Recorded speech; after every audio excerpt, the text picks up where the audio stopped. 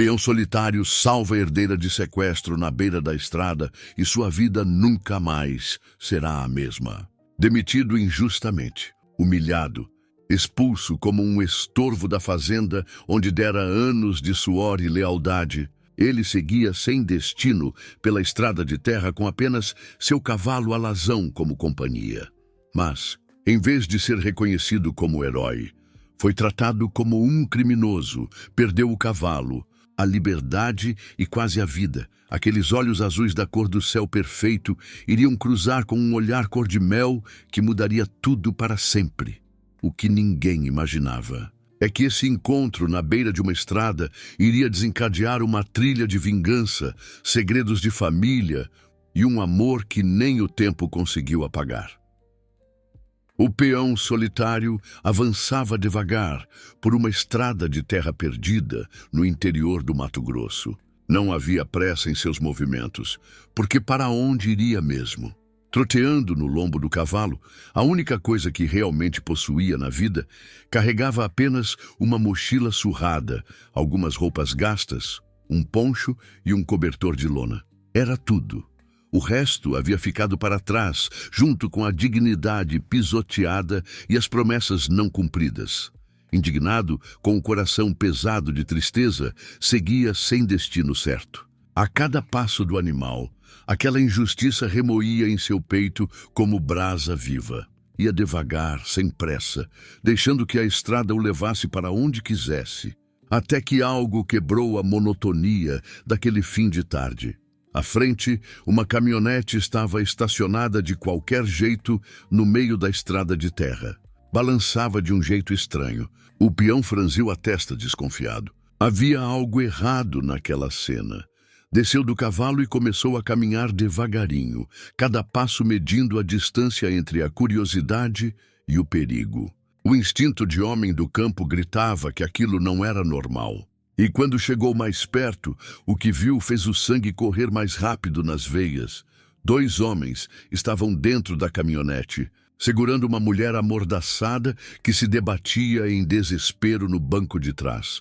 Ela tentava gritar com os olhos aquilo que a boca não conseguia dizer, lutando contra as cordas que prendiam seus pulsos. Naquele instante, toda a raiva que ele já estava ruminando desde a demissão explodiu numa adrenalina selvagem.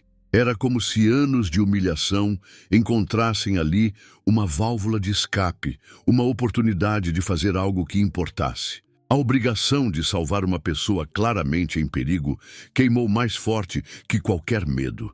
Ele acelerou o passo e chegou sem ser percebido. Abriu a porta da caminhonete de uma vez só e agarrou um dos homens pelo cinto e o arremessou para fora como se fosse um saco de ração. Um chute certeiro deixou o homem estirado na poeira, gemendo de dor. O outro tentou reagir, mas o peão já estava em cima dele. Puxou o segundo sequestrador para fora da caminhonete enquanto desferira socos e chutes, libertando a mulher das mãos do criminoso. Era uma luta brutal, sem técnica, feita de punhos cerrados e fúria acumulada. Enfrentou os 2 sequestradores com a força bruta de quem não tinha mais nada a perder. Cada golpe carregado da raiva contida e da adrenalina de quem finalmente encontrar uma causa pela qual valia a pena lutar. A mulher, herdeira de uma das maiores fortunas da região, aproveitou a confusão para escapar. Passou para o banco do motorista, ligou a caminhonete com as mãos tremendo e pisou fundo no acelerador. Em segundos, desaparecia a estrada afora, levantando uma nuvem densa de poeira vermelha e deixando para trás não só o sequestro, mas também o terror que quase a destruíra e o homem que a salvara. Mas no meio de todo aquele caos, houve um momento. Apenas 1 ou 2 segundos. O suficiente para que ela olhasse diretamente para aquele par de olhos azuis, de um céu perfeito. Aquele homem lindo que aparecera do nada para salvá-la, sabe-se lá por quê. Foi uma fotografia gravada para sempre na mente dela. Uma visão inesquecível no meio de todo aquele pânico. O peão acreditava que tinha vencido, que a justiça havia triunfado, mesmo que por suas próprias mãos. Mas foi nesse instante de vitória que o destino mostrou sua face mais cruel. Um tiro ecoou pelo ar, cortando o silêncio como uma lâmina. A bala atravessou sua carne, jogando-o violentamente contra o chão poeirento. A dor explodiu em seu corpo como fogo líquido, e antes que pudesse entender o que havia acontecido, sentiu as forças se esvaindo. Ainda consciente, mas caído e sangrando, viu através dos olhos embaçados os dois homens se levantando.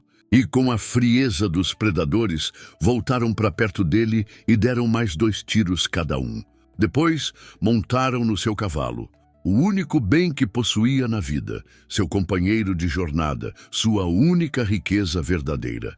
O animal relinchou uma vez, como se soubesse que estava sendo roubado, e então foi levado embora e desapareceu na estrada junto com os criminosos. O peão tentou se erguer, mas cada movimento era uma agonia. O sangue escorria pela terra seca, misturando-se com a poeira. E ali, deitado sob o céu que começava a escurecer, uma realização amarga tomou conta de sua consciência. Não tinha perdido apenas as forças. Não tinha perdido apenas o sangue que pingava na terra. Tinha perdido a única coisa que realmente importava em sua vida. O cavalo, o companheiro fiel, seu único amigo. O homem que arriscara tudo para salvar uma desconhecida, agora jazia sozinho na estrada empoeirada, ferido, sangrando e sem testemunhas. O herói que surgira do nada para protegê-la agora era invisível ao mundo, caído como uma pedra esquecida no meio do nada. Assistia ao seu cavalo desaparecer no horizonte, levando os 2 homens, e seus olhos se encheram de lágrimas e vingança. Começou a rezar e pedir a Deus que lhe desse uma chance de recuperar seu alazão, que o perdoasse por todas as coisas que iria fazer se sobrevivesse para se vingar. Rezando, pedia para Nossa Senhora Aparecida, segurando firme, apesar da dor intensa, no relicário pendurado no pescoço por um cordão gasto, que desse forças para viver. Pensava que ele tinha tentando salvar alguém e agora precisa ser salvo. Mas não tinha ninguém naquela estrada vazia no meio do nada. Apesar de tudo, fé era a única coisa que ele ainda tinha. A caminhonete cruzou os portões da fazenda, levantando poeira, e a herdeira saltou do volante trêmula, os cabelos desgrenhados, o coração disparado. Mal conseguia explicar o que tinha acontecido, mas cada palavra, entrecortada pelo choro, bastava para incendiar a fúria do pai milionário.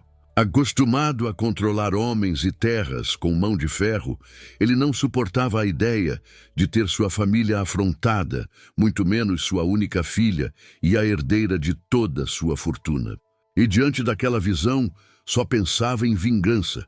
Sem perder tempo, reuniu seus capangas, chamou a polícia da cidade vizinha e partira em disparada pela estrada de terra. O comboio avançava como uma tropa em guerra, armas engatilhadas, olhos atentos, a poeira cobrindo tudo como um manto de presságio. Quando chegaram ao local indicado, os sequestradores já haviam sumido há muito tempo. O que restava era apenas um corpo estirado no chão, ferido, coberto de sangue e poeira. O peão solitário à beira da morte. Ninguém se deu ao trabalho de perguntar quem era. Para todos, a cena era clara demais. Os bandidos tinham brigado depois da fuga da refém e um deles atirou no outro.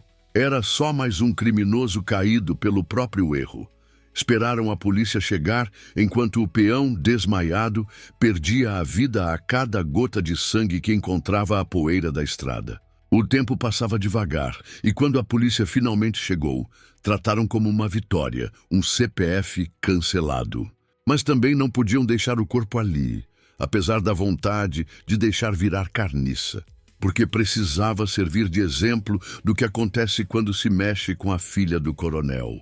Levantaram-no com brutalidade, arrastando seu corpo debilitado para o banco de trás do carro da polícia. O sangue marcava o couro do assento. A respiração era curta, irregular, como quem luta contra o fim. Da estrada, ele foi levado direto para o hospital, quando os policiais se deram conta de que ele ainda não tinha morrido. Não podiam chegar com ele assim na delegacia. O policial que estava dirigindo resolveu então dar mais umas voltas para ver se finalmente aquele desgraçado morria logo. Mas o colega disse: "Por Deus, homem, deixe ele no hospital e não carregue isso contigo para o resto da vida. Vamos largar ele lá de uma vez." E assim foram até o pequeno hospital da cidade e deixaram o peão solitário na calçada, estirado, todo ensanguentado. Quando os enfermeiros chegaram, começaram a tratar aquele corpo ferido como um ser humano. Colocaram em uma maca e levaram para dentro do hospital com pressa. O coração batia fraco, tinha perdido muito sangue. A respiração quase não dava para ouvir. A vida estava indo embora.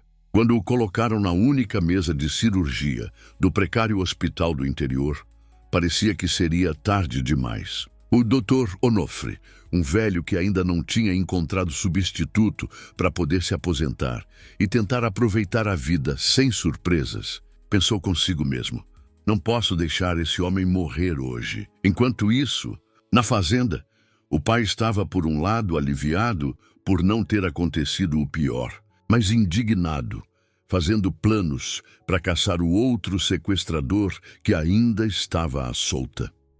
A filha não tinha contado a história toda, muito porque estava aflita quando chegou, muito porque sabia que seu pai ficaria ainda mais desconfiado se ela dissesse que tinha sido salva por alguém. As perguntas seriam muitas e as suspeitas infinitas. A família já tinha recebido ameaças e algo estranho estava acontecendo nos últimos dias. Seu pai parecia ainda mais nervoso e o primo mais velho, que trabalhava na empresa desde sempre e era tratado como filho, não parava de insistir que a família estava em perigo. Os capangas diziam que haviam capturado um dos criminosos. E a herdeira, ainda em choque, não ousou perguntar quem. Nem ela, nem o pai chegaram a ver o rosto do homem levado dali. E assim, o herói que arriscara tudo por ela desapareceu sem deixar rastro, carregado direto para o hospital. Para todos, era só um criminoso em coma, mas a verdade estava ali, enterrada sob o pó vermelho da estrada. O mesmo olhar que a salvara agora lutava contra a morte, enquanto o mundo inteiro acreditava que ele era culpado. O homem que dera a vida para protegê-la agora era visto como bandido. Enquanto os verdadeiros inimigos tramavam escondido em algum lugar qual seria o próximo passo. Entretanto, nem o pai nem a filha imaginava que a verdadeira ameaça estava muito mais perto do que pensavam. A notícia se espalhou pela cidade como fogo em palha seca. Um dos sequestradores foi capturado e está em coma, quase morrendo no hospital. Os comentários corriam de boca em boca nas ruas, no mercado, na igreja. O pai da herdeira se vangloriava pelos cantos, satisfeito de que a justiça finalmente estava sendo feita. "Quem mexe com minha família paga caro", repetia para quem quisesse ouvir. A polícia, apressada, já preparava relatórios, pronta para assinar sua culpa antes mesmo que abrisse os olhos. O pai da herdeira, tomado pelo orgulho de homem ferido, fazia questão de repetir a mesma frase por onde passava: "Quem mexe com minha família paga caro", dizia com a satisfação de quem vê a justiça feita com as próprias mãos. E ela tentava acreditar, tentava se convencer de que era verdade. Quando alguém falava do bandido em coma, balançava a cabeça em silêncio como quem concorda. No fundo, fazia força para aceitar a versão oficial, porque era mais fácil do que enfrentar a dúvida. Por que aquele homem a salvou e por que tentou matar um dos sequestradores? Ela ainda não tinha visto o rosto do homem que estava deitado no hospital. Mas a noite era diferente. No escuro do quarto, quando a casa mergulhava em silêncio, a imagem daquele olhar voltava como uma obsessão. Os olhos que se cruzaram com os dela por um instante. O olhar de coragem, os traços de um homem lindo que surgira do nada para salvá-la. Olhos azuis, intensos. A imagem retornava sempre igual, como uma fotografia gravada para sempre. E por mais que tentasse, não conseguia apagá-la da memória. Os dias se arrastaram nesse compasso que não a deixava em paz. Mas a verdade casualmente chegou até ela no cochicho descuidado das próprias Empregadas da fazenda. Numa tarde qualquer, a herdeira atravessava o corredor em direção à varanda quando ouviu vozes vindas da cozinha. As mulheres falavam entre si, acreditando estarem sozinhas, enquanto lavavam panelas e descascavam legumes. O som do riso abafado se misturava ao cheiro de alho refogado, e ela, sem querer, parou para escutar. "Você ficou sabendo do tal bandido em coma lá no hospital?" dizia uma, baixando o tom como quem partilha um segredo proibido. A Neide, que tem prima que trabalha no salão de beleza, contou tudo ontem.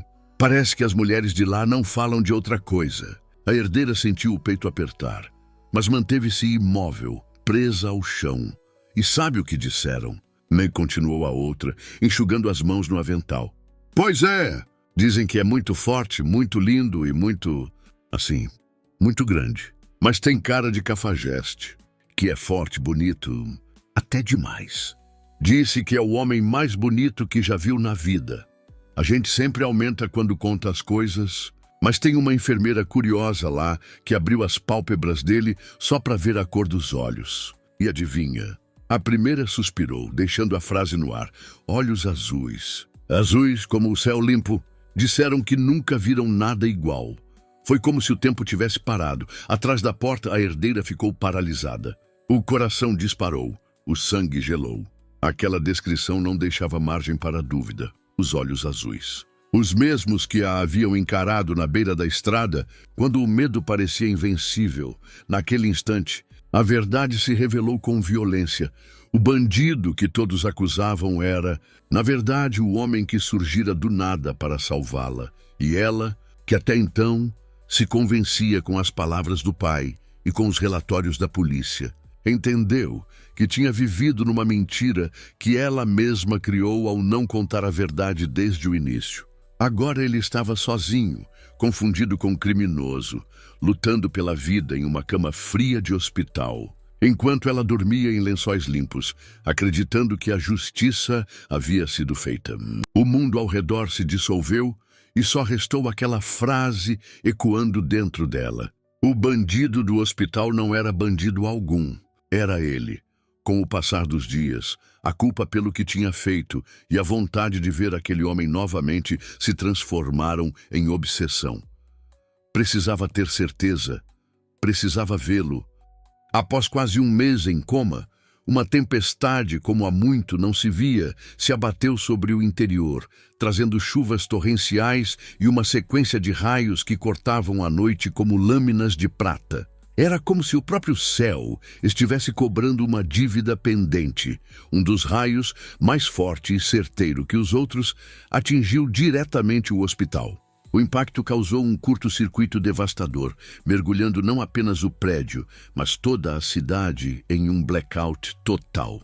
As ruas ficaram às escuras, as casas silenciosas, como se o tempo tivesse parado. No hospital, o caos se instalou. Enfermeiros corriam com lanternas, médicos gritavam instruções, pacientes gemiam assustados na escuridão. Foi então que alguém se lembrou do velho gerador no subsolo, uma máquina temperamental que há anos ninguém precisava usar.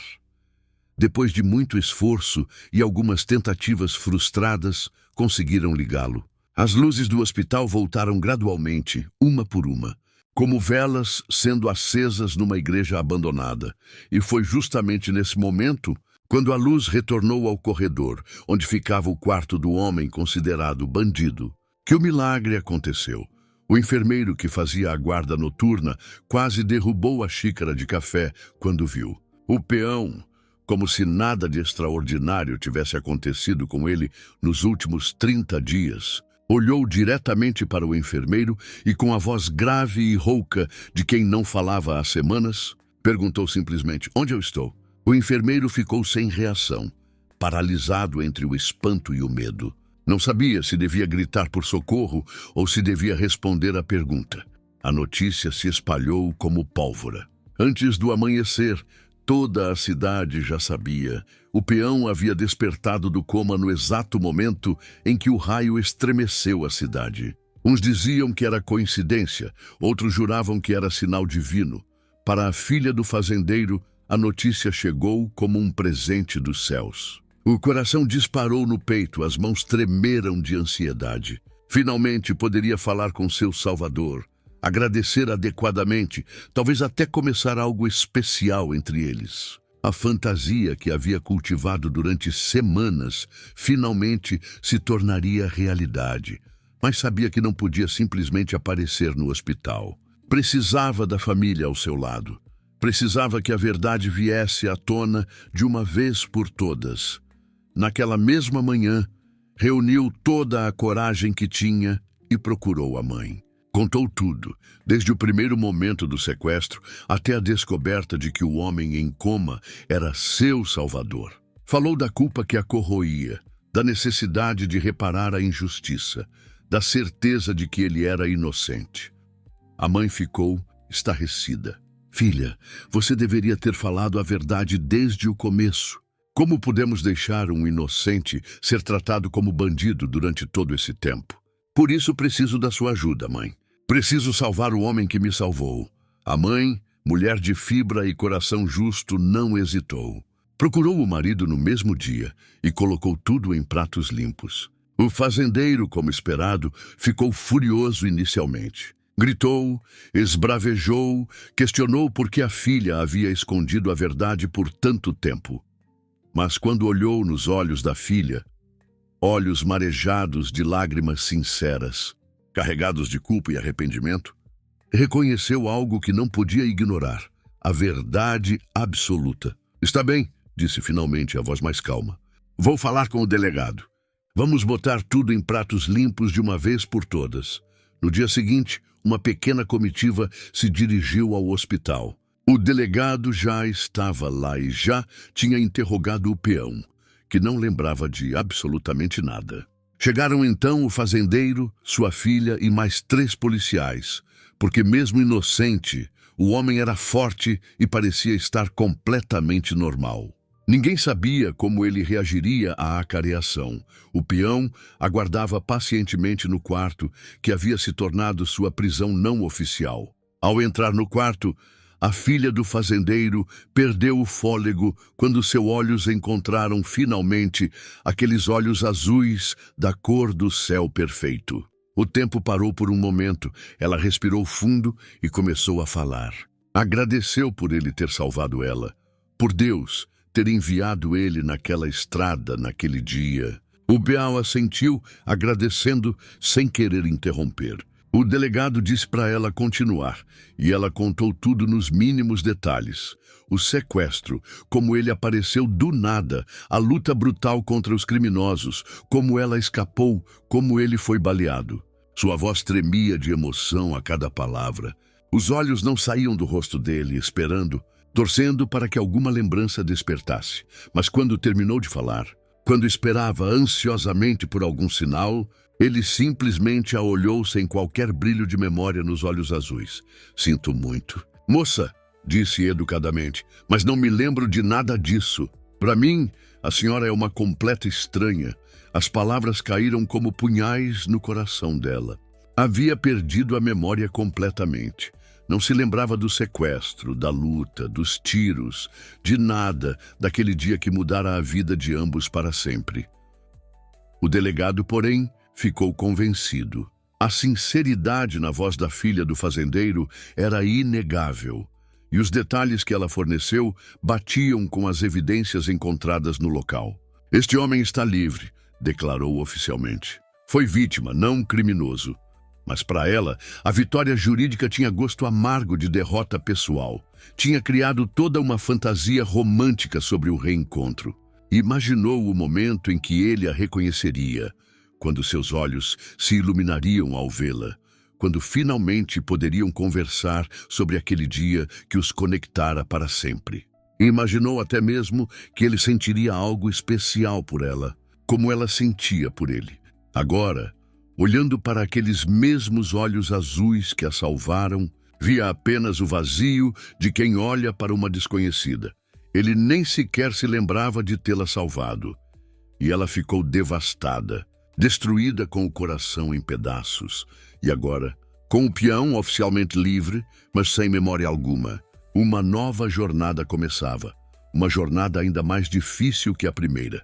Depois de semanas de recuperação, o peão estava totalmente curado fisicamente. Os ferimentos haviam cicatrizado, a força havia retornado aos músculos, a cor voltara ao rosto. Mas a mente permanecia um território em branco, como uma folha de papel onde alguém havia apagado todas as palavras escritas. Na manhã em que recebeu alta do hospital, o Dr. Onofre o chamou para uma conversa final. O velho médico, que havia lutado tanto para salvá-lo naquela primeira noite, agora enfrentava a difícil tarefa de deixá-lo partir.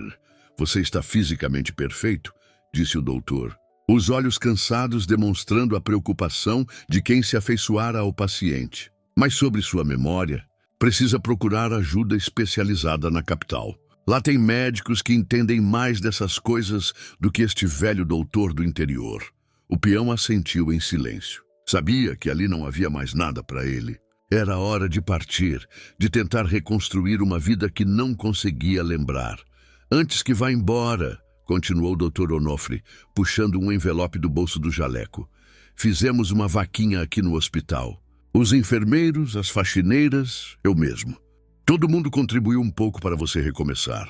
Entregou o envelope com carinho paternal. Não é muito, mas vai ajudar nos primeiros dias. O peão pegou o dinheiro com mãos trêmulas, emocionado pela bondade daquelas pessoas que mal o conheciam.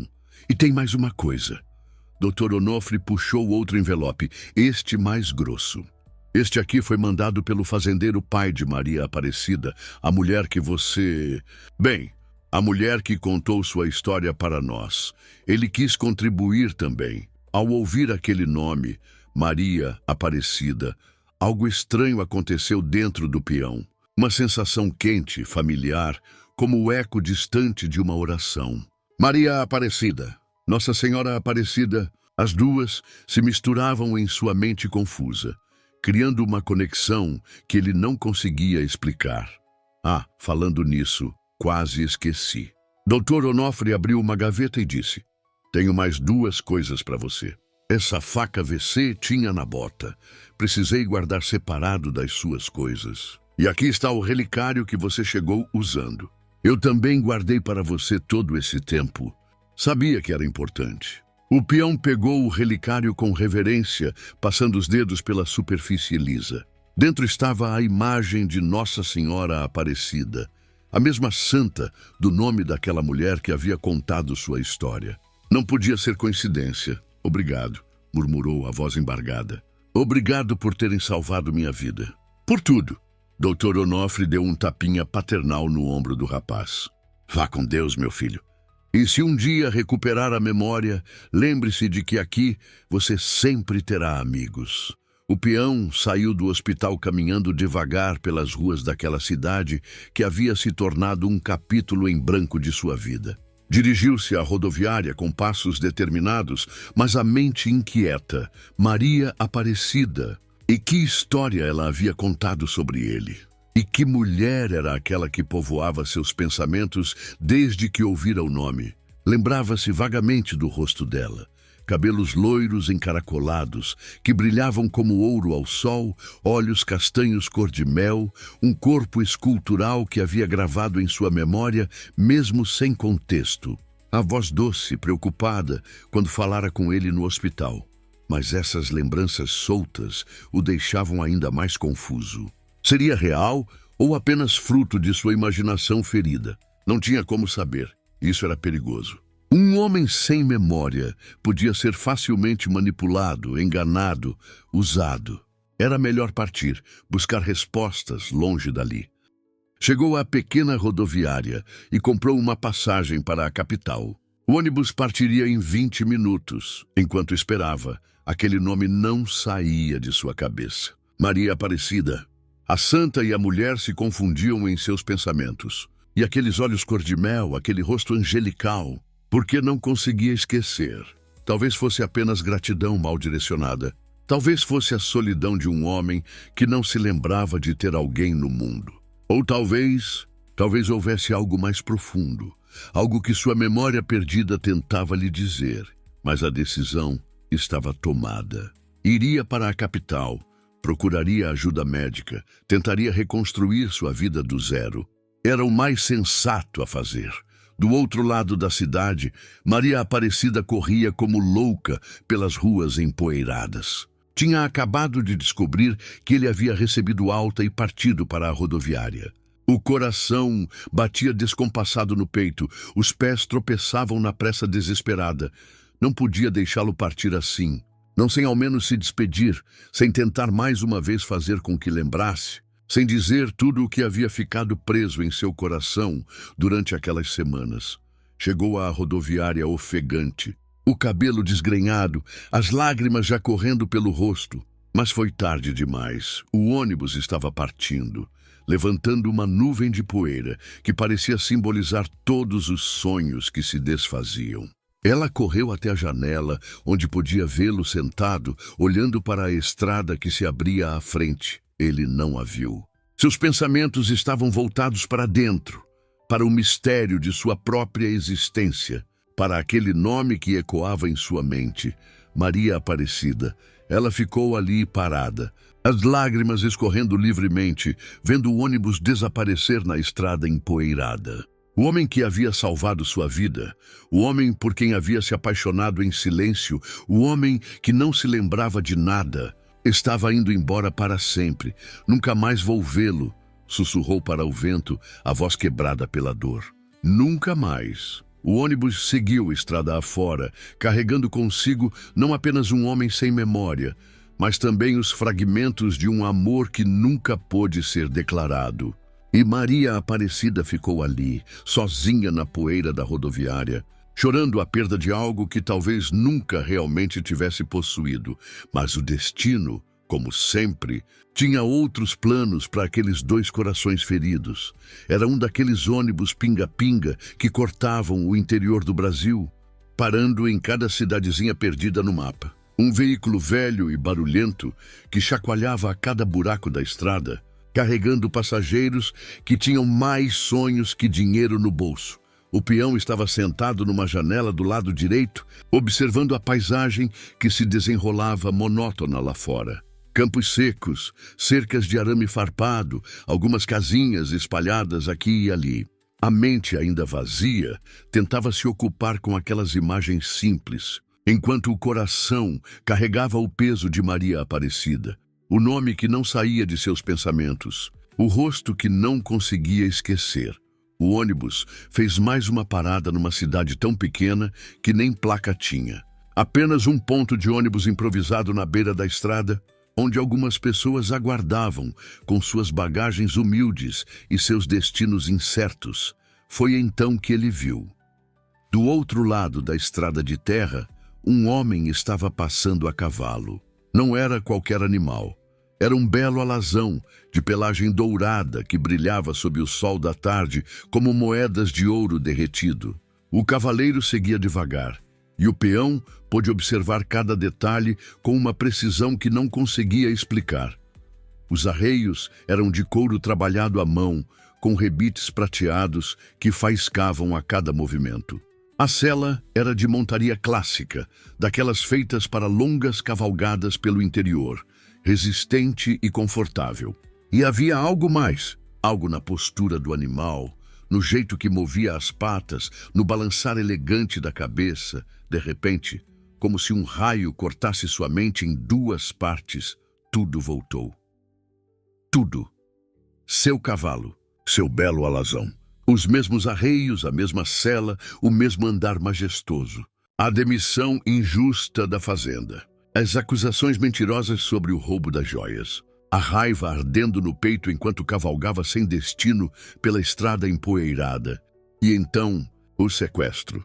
As duas caminhonetes paradas de qualquer jeito. A mulher se debatendo, amordaçada, desesperada. Seus olhos azuis encontrando os dela por um segundo eterno. A luta brutal.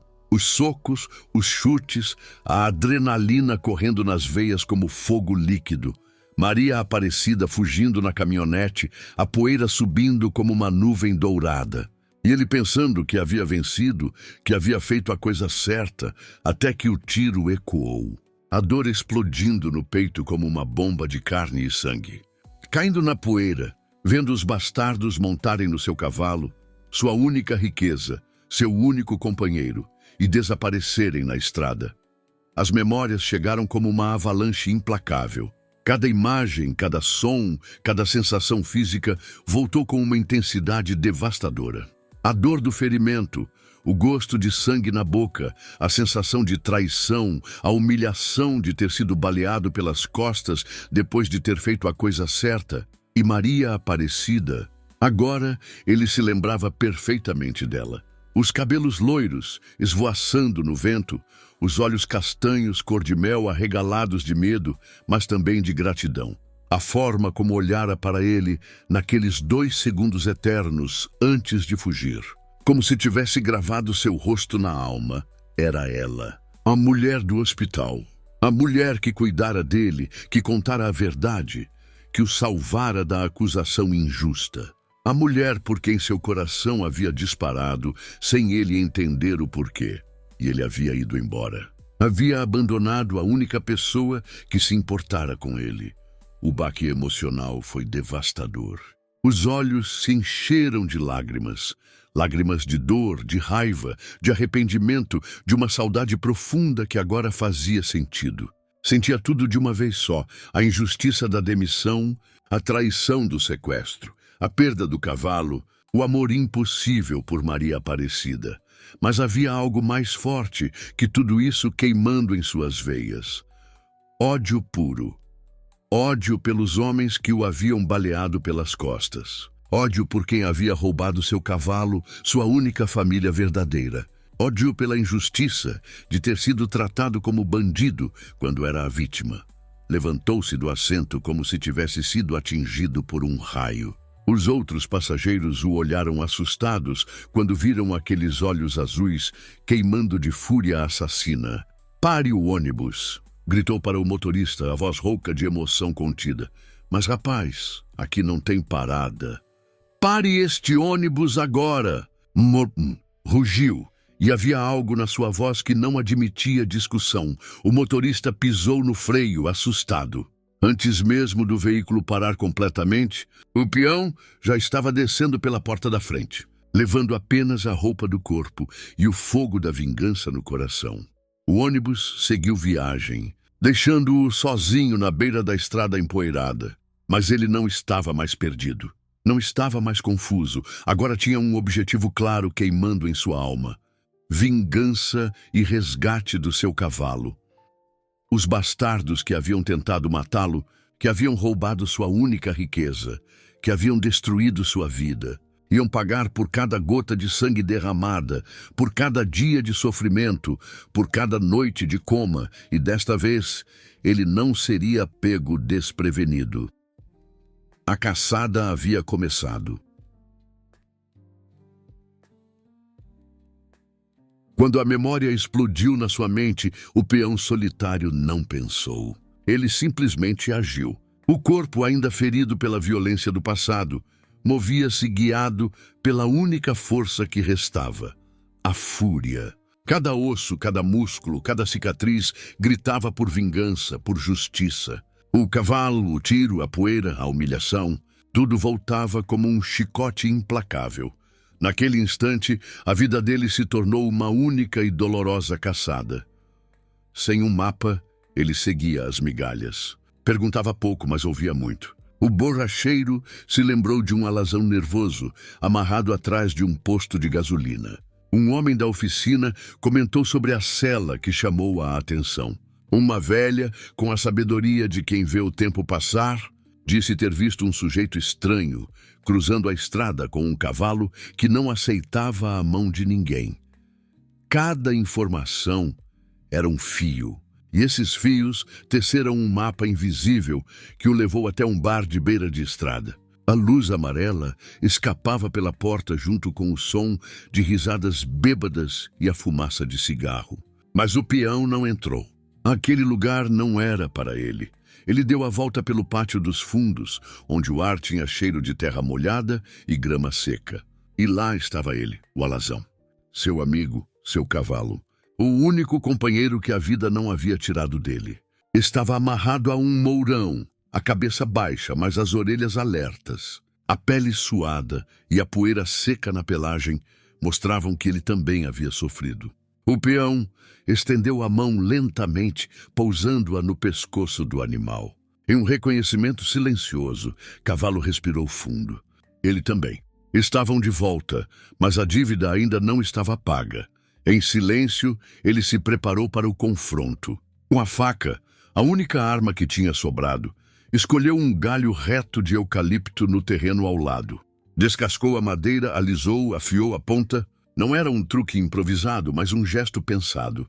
Uma lança firme, pesada e forte o suficiente para parar um homem. O peão se escondeu nas sombras do pátio e esperou. A tensão no ar era quase palpável, mais densa que a fumaça que saía do bar. O homem apareceu, carregando o riso de quem acredita que a sorte está sempre a seu favor. A corda na mão puxava o alazão como se ele fosse apenas uma mercadoria. O ladrão deu 3 passos para fora da luz e não viu o golpe chegando. O peão o pegou pelo colarinho com a força de um touro, torceu o corpo do ladrão e o derrubou com o peso seco da sua bota no joelho. Não houve bravata nem discurso. Aquele era um acerto de contas brutal, socos curtos exatos. Cada golpe devolvia ao peão a dignidade que lhe foi arrancada na estrada, no hospital, na vida. O corpo do ladrão amoleceu. Sem dizer uma palavra, ele recuperou o próprio laço, que pendia na sela, como um troféu roubado, e amarrou os pés do ladrão com um nó firme, um nó que seu avô havia lhe ensinado. Ele arrastou o corpo pela colina até um lugar onde sabia que ninguém iria ouvir o que estava prestes a acontecer. O peão puxou os braços do homem e os amarrou no tronco de uma árvore. Depois, prendeu as pernas do ladrão nos arreios do alazão. Agora era a vez do cavalo se vingar por tudo que passou. Enquanto o homem sofria uma dor física, o peão também sofria. Porém, uma dor metafórica de fazer tudo aquilo. Destilar aquele ódio para se vingar de quem quase o matou e roubou o seu cavalo. Depois de algum tempo resistindo, sob a pressão, a língua do ladrão cedeu. As desculpas vazias deram lugar a nomes, a fatos, a uma verdade podre que escorria dos seus lábios. O sequestro não foi um ato aleatório, mas um plano orquestrado. O nome do mandante, Estevão. Ele queria as joias da família não por dinheiro, mas como um pretexto para um plano maior. O ladrão entregou os detalhes: o local da venda das joias, a rota de fuga, os nomes dos comparsas, tudo. Para o peão, as informações eram como pregos cravados na madeira. Ele não pensou nas joias que no passado haviam sujado seu nome. Não ainda. Para ele, o mundo tinha se tornado simples outra vez. Um homem respirava e não devia. Ele desamarrou as pernas do ladrão. Afrouxou os pulsos o suficiente para que o corpo caísse de joelhos, tonto, acreditando por um instante em misericórdia. O peão se inclinou. Uma única frase: "Vou te dar a chance que vocês não me deram." O homem correu. Correu como os que pensam que a escuridão os protegerá. Correu por uns 50 metros e já esbaforido, arrependido, chorando feito um garoto assustado. A lança voou. Reta silenciosa, a ponta primeiro. Entrou pelas costas e o pregou ao chão. Houve um som curto e então silêncio. O peão não celebrou. Não olhou para trás. Desamarrou o alazão e subiu a sela com a naturalidade de quem volta ao seu lugar no mundo. A estrada de repente parecia alinhada sob os cascos, uma sombra a menos no caminho, uma dívida paga, um já foi. Agora falta o outro. Os dias se arrastavam como feridas abertas na alma de Maria Aparecida. Desde que vira o ônibus desaparecer na estrada empoeirada levando João para longe, ela não conseguia mais ser a mesma pessoa. Era como se uma parte essencial de seu ser tivesse partido junto com ele. A casa grande da fazenda, que antes ecoava com sua risada e sua energia, agora parecia um mausoléu silencioso. Ela passava horas na varanda, olhando fixamente para a estrada, como se a força de sua vontade pudesse fazê-lo aparecer novamente, cavalgando seu alazão dourado. Filha, você precisa comer alguma coisa, insistia a mãe, trazendo bandejas que voltavam intocadas. Não pode se destruir assim por causa de um homem. Mas como explicar para a mãe que não era um homem qualquer? Como dizer que aqueles olhos azuis da cor do céu perfeito haviam se tornado a única cor que ela conseguia ver em seus sonhos? Como confessar que o amor havia chegado de forma tão avassaladora que agora respirar sem ele parecia impossível? O pai, preocupado com o estado da filha, tentava uma abordagem mais prática. Maria, você é herdeira de tudo isso aqui. Tem responsabilidades, tem futuro. Não pode desperdiçar a vida sonhando com um peão que nem se lembra de você. As palavras do pai eram como facadas. Porque era exatamente isso que mais doía. João não se lembrava dela. Não se lembrava do momento em que a salvara. Não se lembrava do olhar que trocaram. Não se lembrava de nada que para ela havia se tornado a coisa mais importante de sua existência. À noite, sozinha no quarto, ela segurava o rosário entre os dedos trêmulos e rezava para Nossa Senhora Aparecida, a mesma santa do nome que havia feito o coração de João disparar quando ouviu pela primeira vez. Pedia à santa que o trouxesse de volta, que fizesse sua memória retornar, que permitisse pelo menos mais um encontro. Senhora Aparecida, sussurrava entre lágrimas, se existe um propósito para tudo isso, se existe um plano divino, por favor, me mostre. Porque esta dor está me matando por dentro. Os empregados da fazenda cochichavam pelos cantos, preocupados com a patroa jovem que havia perdido o brilho nos olhos. As mesmas mulheres que antes fofocavam sobre o bandido bonito do hospital, agora sussurravam orações pela recuperação de Maria Aparecida. Passaram-se semanas assim. Semanas de uma tristeza profunda que parecia não ter fim. De uma saudade que crescia ao invés de diminuir com o tempo. Maria Aparecida havia se tornado prisioneira de sua própria dor, uma sombra da mulher vibrante que costumava ser. No fundo, ela era inteligente o bastante para saber que aquilo tudo era uma ilusão. Era uma mulher forte o bastante para saber que aquilo tudo iria passar. Só precisava de tempo, pensava, tentando negociar consigo mesma para não sentir tanto. Mas não deixar de sentir aquilo tudo que nunca tinha sentido antes. Enquanto isso, Estevão observava tudo com os olhos calculistas de uma serpente. O primo sempre fora invejoso da posição privilegiada de Maria Aparecida na família, mas agora via nela algo ainda mais valioso: vulnerabilidade. Olhava para ela e só enxergava dinheiro. Estevão estava desesperado. As dívidas de jogo haviam se multiplicado como uma praga, e os credores não eram o tipo de gente que aceita desculpas. Ele precisava de dinheiro, muito dinheiro, e precisava rápido. Mas havia algo mais. Uma oportunidade que havia descoberto por acaso em uma de suas frequentações nos submundos da região. Foi durante uma partida de pôquer clandestina que ouviu falar do gringo. Um americano que se estabelecera na região com negócios suspeitos, comprava joias roubadas e, segundo os boatos mais sombrios, também traficava mulheres para clientes ricos no exterior. O homem pagava muito bem por mercadorias de qualidade, especialmente mulheres jovens. A ideia começou a germinar na mente doentia de Estevão como uma semente venenosa.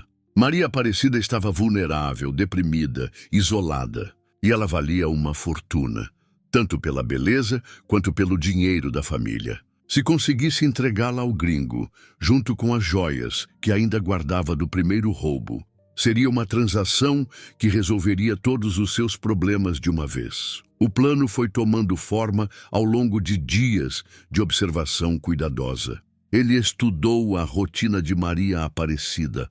Percebeu que ela havia desenvolvido o hábito de cavalgar sozinha pelas terras da fazenda quando a melancolia ficava insuportável. Era o momento perfeito, isolada, desprotegida, previsível. Estevão fez contato com o gringo através de intermediários. O americano se interessou imediatamente pela proposta. Uma herdeira rica, jovem, bonita, educada. Era exatamente o tipo de produto premium que seus clientes árabes pagavam fortunas para adquirir. E as joias eram apenas um bônus extra. Estevão sentiu o coração acelerar. Seria dinheiro suficiente para pagar todas as dívidas e ainda sobrar para começar uma nova vida longe dali. Ou para fugir com tudo e nunca mais voltar. Ou ficava, pagava tudo e ainda iria herdar a fazenda se a filha desaparecesse. Só via vantagens e sua cobiça envenenava sua alma. Na manhã escolhida, o plano entrou em ação com precisão cirúrgica. Maria Aparecida havia acordado particularmente melancólica. A data marcava exatamente um mês desde que João partira, e a dor parecia mais aguda que nunca. Decidiu cavalgar até a capela abandonada, no limite da fazenda, um lugar onde costumava ir para rezar e chorar em paz. Selou pessoalmente sua égua baia, dispensou os peões que se ofereceram para acompanhá-la. Queria ficar sozinha com sua dor, sozinha com suas memórias e fantasias.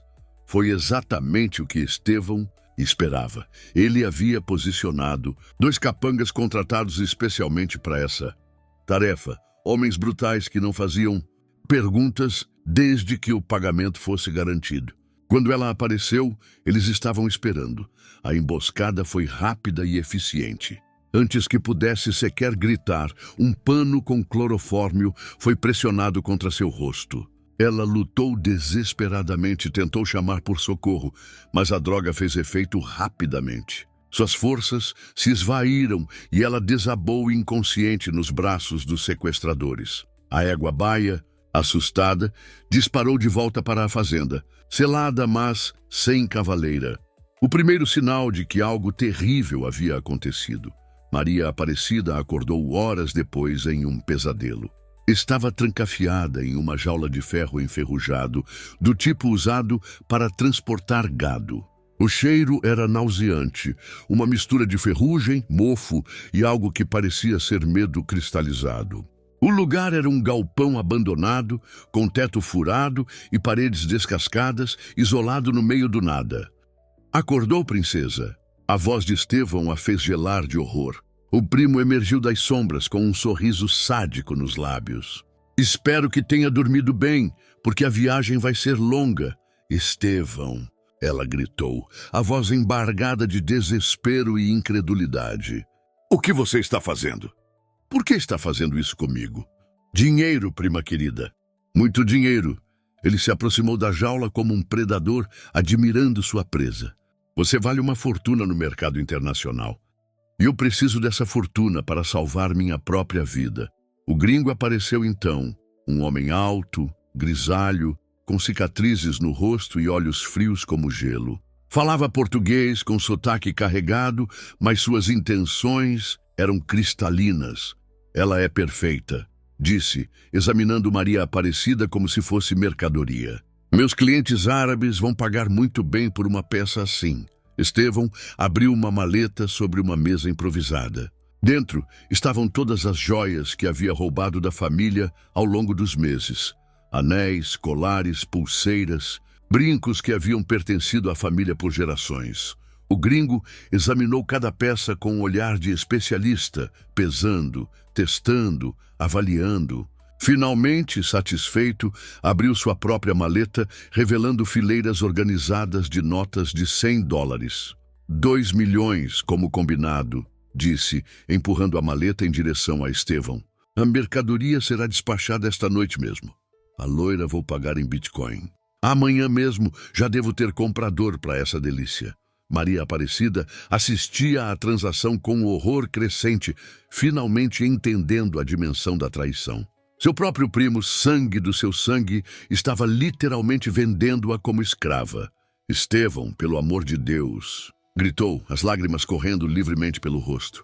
Pensa no que você está fazendo. Sou sua família. Mas Estevão já estava contando o dinheiro, os olhos brilhando de ganância. A família havia deixado de importar no momento em que sua própria vida entrou em risco. Desculpa. Prima, disse sem olhar para ela, mas você é meu bilhete para a liberdade. E assim, Maria Aparecida se viu prisioneira mais uma vez, mas desta vez o perigo era infinitamente maior. Não eram apenas sequestradores locais em busca de resgate. Era um esquema internacional de tráfico humano, e ela estava prestes a desaparecer para sempre do mundo que conhecia, sozinha na jaula fétida. Enquanto os homens planejavam seu destino terrível, ela fez a única coisa que lhe restava: rezou. Rezou para Nossa Senhora Aparecida, rezou para que alguém a encontrasse, rezou para que aquele peão, onde quer que estivesse, de alguma forma soubesse que ela precisava dele.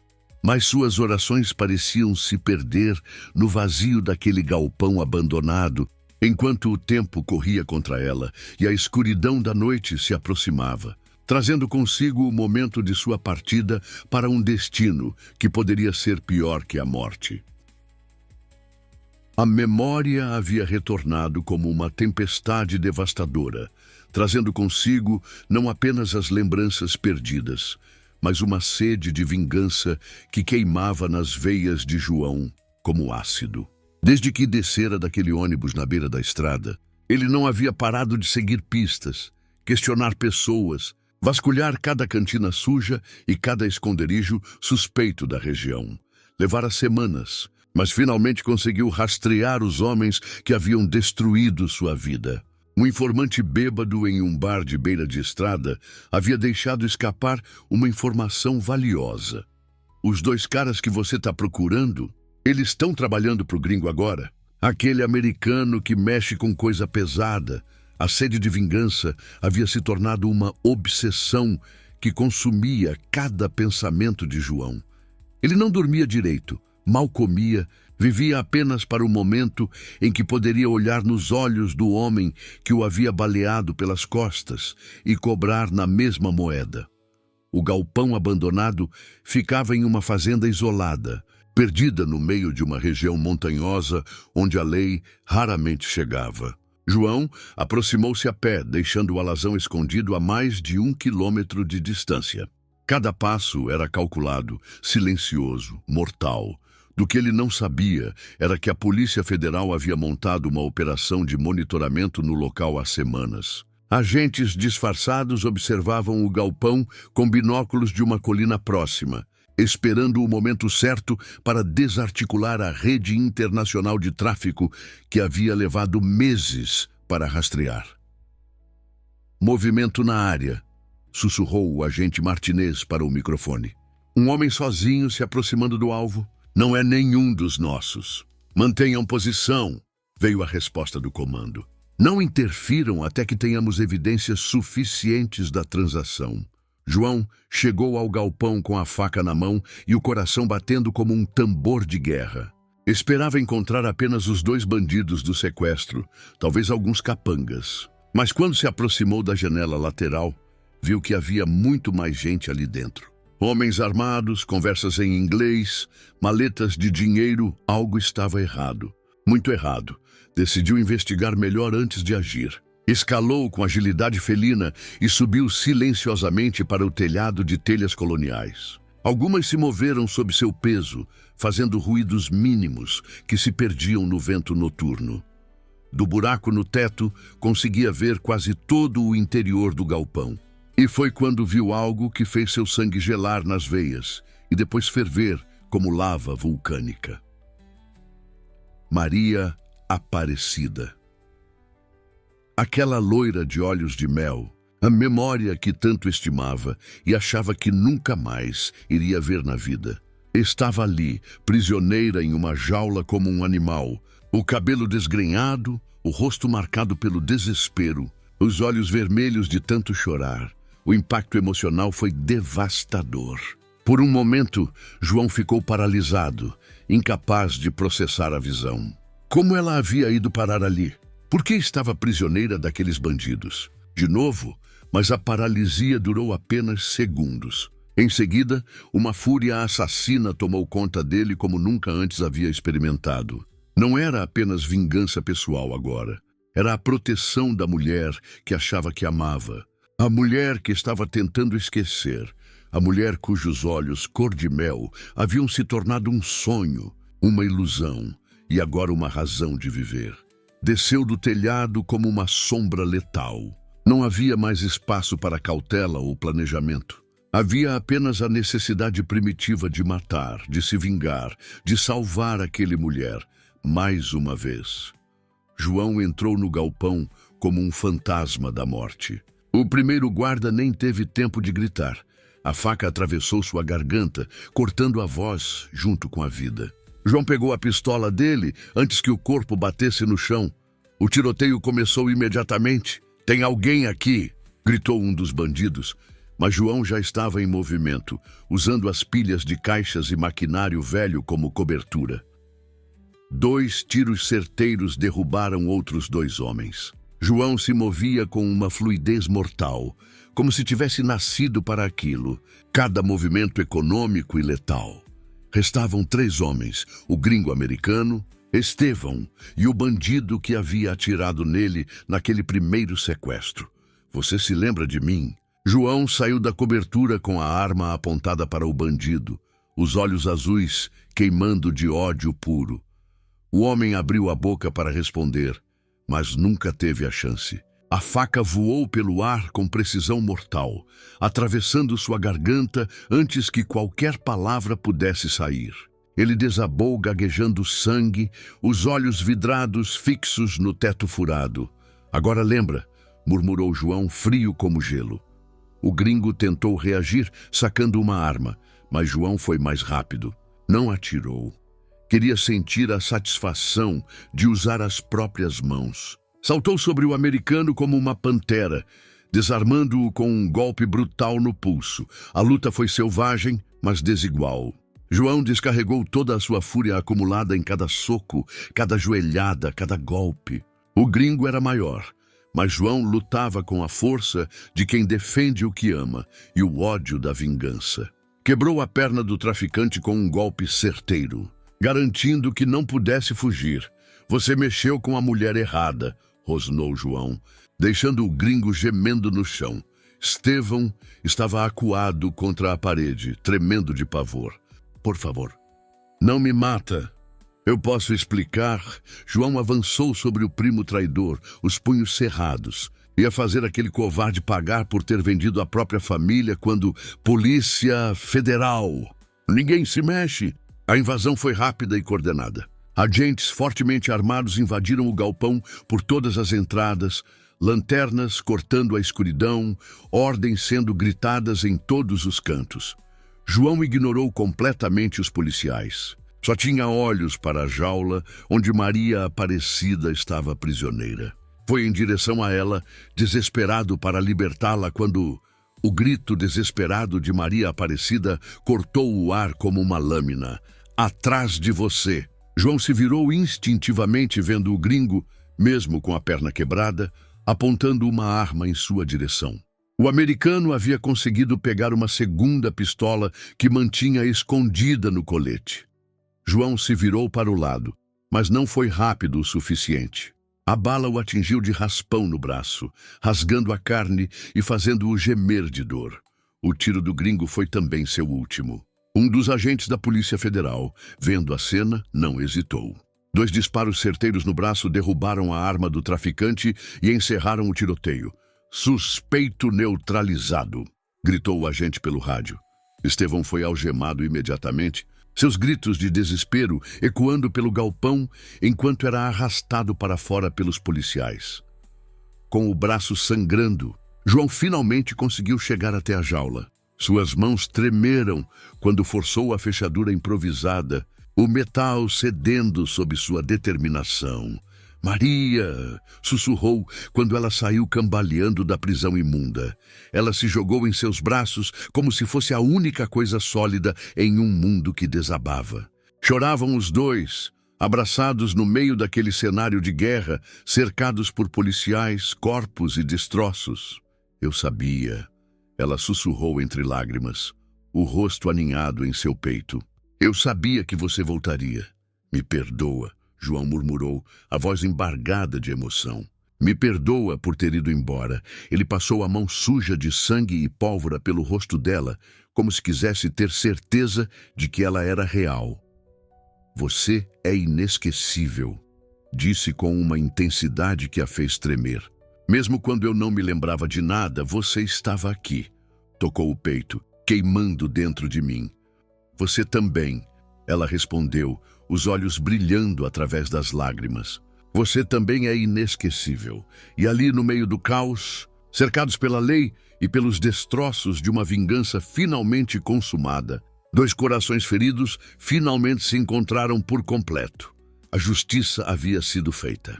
O amor havia triunfado. E João finalmente tinha uma razão para viver. 6 meses depois, na varanda da fazenda, Maria Aparecida observava o horizonte dourado do fim de tarde, enquanto João aparecia cavalgando seu alazão pela estrada de terra. Ele havia escolhido ficar, trabalhar a terra ao lado dela, construir algo novo sobre os destroços do passado. O relicário de Nossa Senhora Aparecida ainda pendurava em seu pescoço, mas agora ele sabia exatamente pelo que agradecer. Havia encontrado não apenas sua memória e sua vingança, mas algo muito mais valioso, um lar, um amor verdadeiro e a paz de quem finalmente descobriu seu lugar no mundo. E quando João desmontou do cavalo e a puxou para seus braços, ela soube que algumas histórias, mesmo começando na dor, podem ter o final mais doce de todos. Muito obrigado por ficar comigo até aqui. Muito obrigado por assistir. Deixe nos comentários de onde você está assistindo e que Deus esteja sempre com você.